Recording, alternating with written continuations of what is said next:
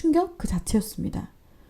이 시점에서 미리 알려드립니다. 지금부터 소개될 내용은 다소 잔혹하고 불쾌감을 줄 수 있는 묘사가 포함되어 있어 시청에 주의가 필요합니다. 오랜만에 범죄 영상 가져왔습니다.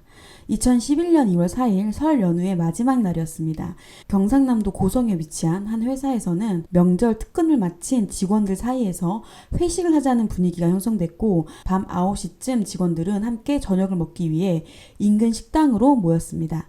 그날 회식에는 38살의 남성과 같은 나이의 여성이 참석했는데 이 둘은 얼굴은 알고 지내던 사이였지만 부서가 달라 따로 친한 사이는 아니었습니다. 회식은 화기애애한 분위기 속에 식당이 문을 닫을 때까지 이어졌고 약 2시간 40분 뒤인 밤 11시 40분쯤 마무리됐습니다.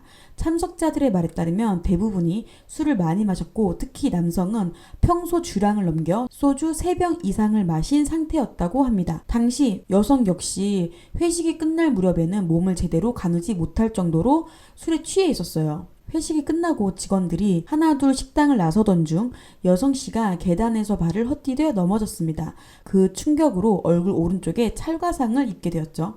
이를 본 남성씨는 다친 그녀를 부축해 도보로 약 20분 거리에 있는 자신의 숙소로 향합니다. 일부 언론에서는 두 사람이 모텔로 함께 갔다는 식으로 보도했지만 조사 결과 해당 장소는 당시 직원들이 공용으로 사용하던 숙소였던 것으로 확인됐습니다. 즉 모텔은 맞지만 업무상 제공된 공간이었다는 뜻이에요. 그렇게 두 사람은 숙소에 도착했고 그 방에는 이미 먼저 와서 쉬고 있던 또 다른 남성 동료 씨가 있었습니다. 2인이서 한 방을 쓰는 시기였나 봐요. 이때 남성 씨는 동료 씨에게 다른 방에서 자라고 말했고 이후 방에는 남성과 여성 단 둘만 남게 됩니다. 시간이 흘러 새벽 4시쯤 숙소를 둘러보던 주인 씨가 이상한 소리를 듣게 됩니다. 남성 씨가 머물고 있던 방 안에서 물이 터지듯 쏟아지는 소리가 계속해서 들려온 겁니다. 단순히 수도가 약하게 흐르는 정도가 아니라 누군가 일부러 수도꼭지를 세게 콸콸 틀어놓는 듯한 소음이었대요. 이상하게 여긴 주인 씨는 물값이 아깝기도 하고 걱정도 돼서 마스터키를 챙긴 채 그 방으로 향했습니다. 남성 씨가 물을 틀어놓고 잠든 줄 알고 물만 잠그고 바로 나올 생각이었대요. 그런데 문을 열고 들어간 순간 전혀 예상치 못한 충격적인 장면이 펼쳐집니다.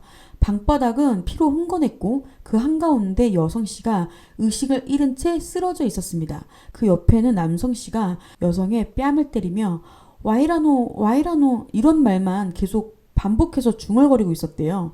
놀란 주인 씨는 급히 위에 있는 방으로 달려가 동료 씨에게 상황을 알렸고 곧바로 경찰에 신고가 이루어졌습니다. 신고를 받은 경찰은 현장에 도착했고 여성 씨는 새벽 4시 30분경 병원으로 이송됩니다. 하지만 안타깝게도 여성 씨는 이미 숨을 거둔 상태였습니다. 사망 원인은 과다출혈.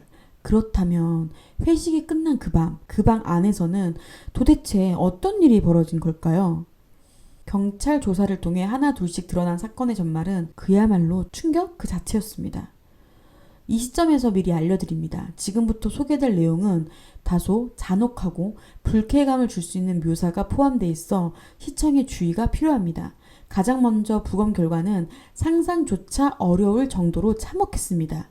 처음에 언급되었던 것처럼 사인은 과다출혈이었어요. 그런데 문제는 그 출혈의 원인이었어요. 원인이 다름 아닌 자궁의 동맥 파열이었죠. 여성 씨의 상태가 정말 너무나 참혹했대요.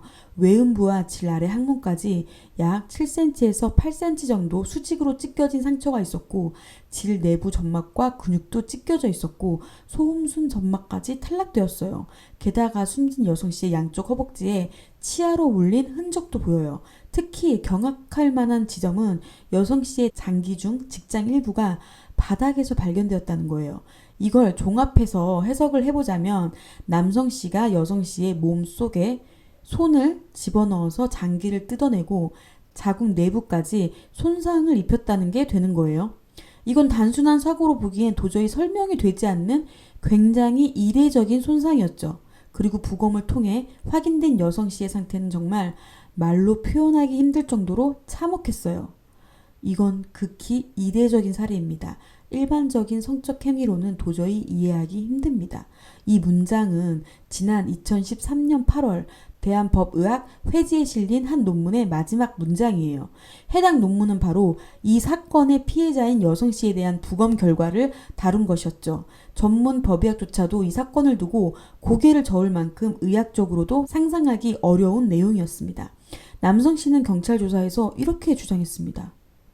남성씨는 여성씨와 함께 숙소로 들어왔대요. 근데 그날 여성씨가 얼굴을 다쳤다고 그랬잖아요. 그래서 얼굴에 흐르는 피를 닦아주었다고 해요.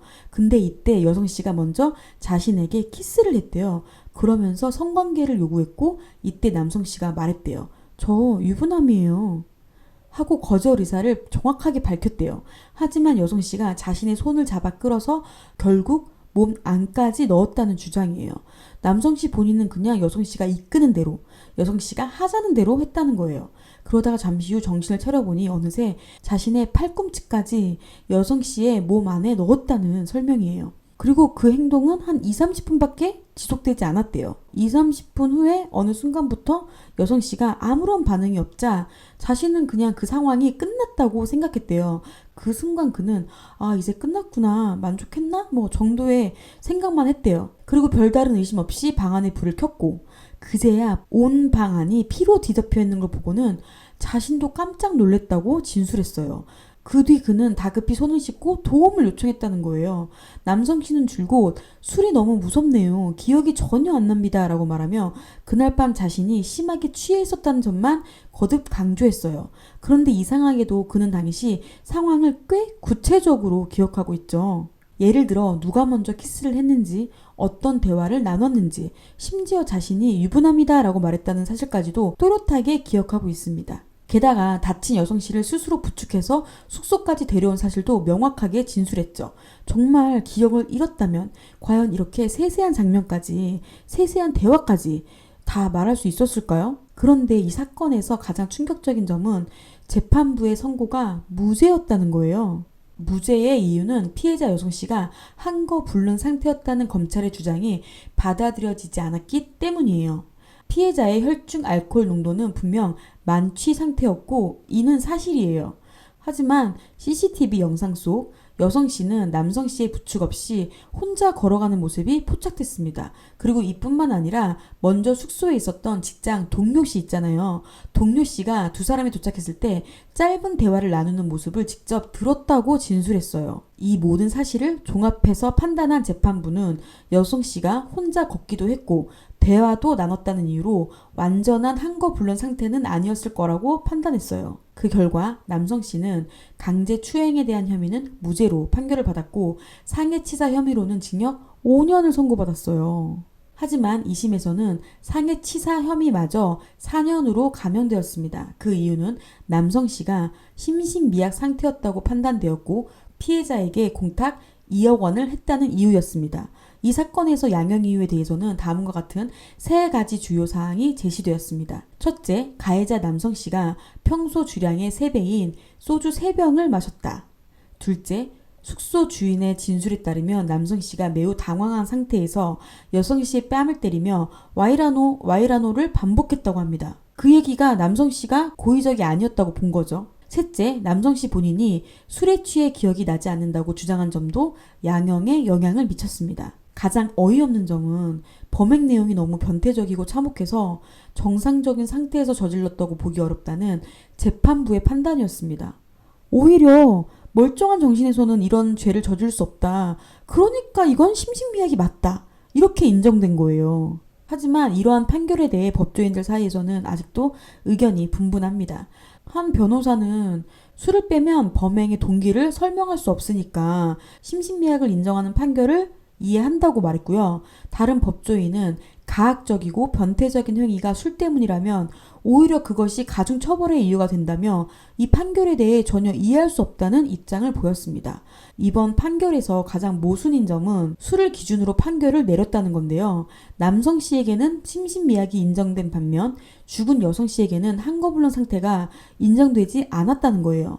특히 여성씨가 완전한 한거불능 상태는 아니었다고 판단한 기준이 바로 남성씨와 짧은 대화를 나눈 것이라는 사실은 매우 논란을 일으켰습니다. 하지만 결국 2012년 4월 대법원에서 남성씨의 상해치사 혐의에 대한 형이 확정되었고 2심과 동일한 징역 4년을 선고받았습니다. 이제 남성 씨는 출소 후 평범한 삶을 살고 있습니다. 이 사건을 통해 우리가 법에 바라는 것은 가해자에게 범인에게 납득할 수 있는 죗값을 내려달라는 거예요. 이 사건은 법적, 도덕적으로 여전히 큰 논란을 일으키고 있습니다. 피해자에게 가해진 극단적인 폭력에 비해 가해자가 받은 형량은 지나치게 가볍다는 비판이 계속되고 있죠.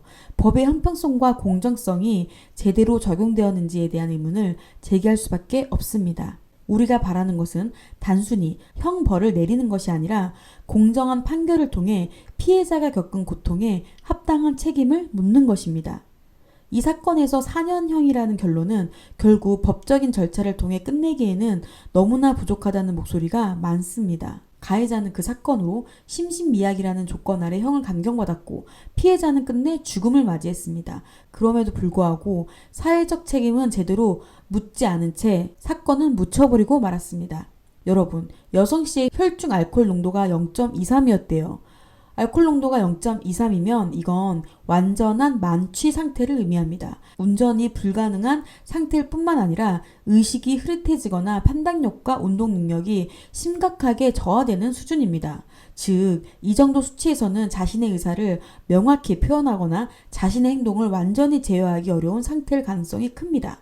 실제로 0.2 이상의 농도에 이르면 몸의 협응력이 떨어지고 말이 어눌해지며 균형을 잃고 일상적인 행동을 제대로 하지 못할 수 있습니다. 또한 고통에 대한 인식도 저하되기 때문에 그 상태에서 고통을 느끼더라도 저항하기 어려운 상황이 됩니다. 여성씨가 한거불능 상태가 아니었다는 판단은 단순히 여성씨가 짧은 대화를 나눴다는 것만으로 내린 결론인데 이는 술에 취한 상태에서의 사람의 실제 상태를 충분히 반영하지 못한 판단이었을 가능성이 굉장히 큽니다. 술에 취한 상태에서도 인간은 고통을 느낄 수 있지만 그 고통을 표현하거나 저항하는 능력이 크게 저하된다는 점을 고려해야 됩니다. 따라서 여성씨가 진정으로 한거할 수 있는 상태였는지에 대해서는 술에 의한 영향을 충분히 반영해 봐야 합니다. 먼저 사건이 일어난 장소는 모텔이긴 하지만 직장 동료들이 함께 있는 숙소였고 옆방과 윗방에는 동료들이 있었습니다. 재판부의 판단대로 여성씨가 강제적인 성폭행을 당했다면 일반적으로 도움을 요청하거나 소리를 지를 수 있는 상황이었을 것처럼 보일 수도 있겠지만 꼭 그렇다고 그 상황을 쉽게 단정할 수는 없습니다. 여성씨가 도움을 요청하지 않은 이유에는 여러 가지 심리적, 사회적 요인이 있을 수 있지 않겠습니까? 우선 직장 동료들이 옆방에 있었다는 점에서 도움 요청이 직장 생활에 미칠 영향에 대한 두려움을 불러일으킬 수도 있습니다. 그리고 여성분은 가정이 있는 분이었어요. 그러니까 되게 후폭풍이 무서울 수도 있잖아요. 여성씨 입장에서 도움 요청 자체가 오히려 부담이지 않을까요? 소리를 지르고 도움을 요청하는 것이 성폭행을 피할 수 있는 방법일 수도 있지만 그로 인해 직장 내에서의 평판이 크게 훼손되거나 소문이 퍼질 경우 직장 내에서의 입지나 관계에 미칠 영향을 우려할 수 있잖아요. 특히 성폭행 피해를 공개적으로 알리는 것이 사회적 낙인을 찍히는 것처럼 느낄 수도 있습니다. 충분히요. 그리고 발견됐을 때 여성씨가 옷을 다 벗고 있었대요. 어떻게 도움을 요청하냐고요. 성폭행을 당한 여성들이 100% 도움을 요청할 수 있다고 단정적으로 말할 수 있습니까? 성폭행 피해자는 정신적 충격과 고통으로 인해 도움을 요청하지 못하는 경우가 더 많습니다. 피해자가 공황 상태에 빠지거나 자신의 안전을 우선시하는 상황에서 침묵하게 될 수도 있고 사람들에게 무시당할 거라는 두려움이나 수치심 때문에 적극적으로 도움을 요청하지 못하는 경우가 오히려 더 많다는 점을 고려해야 합니다. 당연히요. 심지어 가해자가 위협적인 존재일 경우 피해자는 반항이나 소리 지르기보다는 자신의 생명이나 안전을 보호하는 쪽에 집중하게 되기도 한다고 합니다. 따라서 여성씨가 당시 상황에서 도움을 요청하지 않았다고 해서 그게 성폭행이 아니었다는 단정적인 판단은 내릴 수 없는 부분이 있습니다. 강제적인 성폭행을 당했다면 여성씨가 그 상황에서 무엇을 생각했을지 어떻게 대응했을지에 대해 더 깊이 이해해 보려는 노력이 필요합니다. 또 쇼크사는 일반적으로 과도한 출혈로 인해 혈액순환이 제대로 이루어지지 않아 발생하는 상태입니다. 이때 혈압이 급격히 떨어지고 몸의 중요한 장기들이 제대로 기능하지 않게 됩니다. 자궁, 동맥 파열이 원인이라면 여성씨는 그 시점에서 극심한 고통을 겪었을 걸로 보입니다. 그리고 그 고통은 지속적으로 심해지며 의식을 잃는 상황까지 이어졌을 가능성이 높겠죠. 과도한 출혈과 극심한 고통은 사람의 의식을 흐리게 만든다고 해요. 쇼크 상태에서는 몸이 저항할 힘을 잃고 정신이 혼미해지고 기억력도 영향을 받을 수 있습니다. 실제로 몸이 고통에 반응하는 방식은 개인차가 있지만 심한 고통을 받게 되면 의식이 흐려지고 자신의 몸을 제어하기 어려워지며 소리를 지르기보다는 무의식적으로 고통을 참거나 몸을 움츠리게 되는 경우도 많다고 합니다. 숨을 못 쉬겠는 그런 고통 말이에요. 그렇기 때문에 쇼크사에 가까운 과다출혈 상태에서 피해자인 여성씨가 소리를 지를 수 있었는지는 상당히 어려운 문제입니다. 신체적으로 이미 제어가 어려운 상태에서 소리를 지르는 것조차 힘들었을 가능성이 크지 않을까요? 소리를 지르는 능력은 고통의 강도, 의식 상태, 그리고 심리적인 상태에 따라 달라집니다. 일반적으로 심각한 신체적 고통을 겪을 때 특히 심장이나 주요 장기들이 영향을 받는 상황에서는 소리를 지를 힘조차 남아있지 않을 수 있습니다. 그래서 여성씨가 자궁 동맥 파열로 인해 심한 출혈과 고통을 겪고 있었다면 소리 지르는 것조차 불가능했을 가능성이 높다고 생각해요. 게다가 쇼크 상태에 들어가면 정신이 혼미해지고 몸의 기능을 유지하기 위해 에너지를 집중하게 되어 있잖아요. 이때는 의식을 잃기 직전까지 반응을 제한적으로 할 가능성이 매우 크대요. 쇼크 상태에서 소리 지를 힘이 없었거나 의식을 잃어가면서 점점 고통을 참지 못하고 정신을 잃어갔을 가능성이 크다고 볼 수 있을 것 같아요. 그래서 저는 쇼크사로 과다출혈을 겪고 있었다면 여성씨는 그 고통 속에서 소리를 지를 수 없었을 가능성이 매우 크다고 생각돼요. 극심한 고통은 의식의 저하를 초래하고 소리를 지를 능력을 잃게 만드는 경우가 많습니다. 결국 정신적으로 혼미해지면서 점차 의식을 잃어갔을 가능성이 더 높은 상황으로 해석될 수 있죠. 여성씨가 당시 상황에서 도움을 요청하지 않았다고 해서 그게 성폭행이 아니었다고 판단하고 4년의 짧은 형으로 한 가정을 파탄낸 남성씨가 편하게 우리 주변에 있다는 게 너무 끔찍합니다.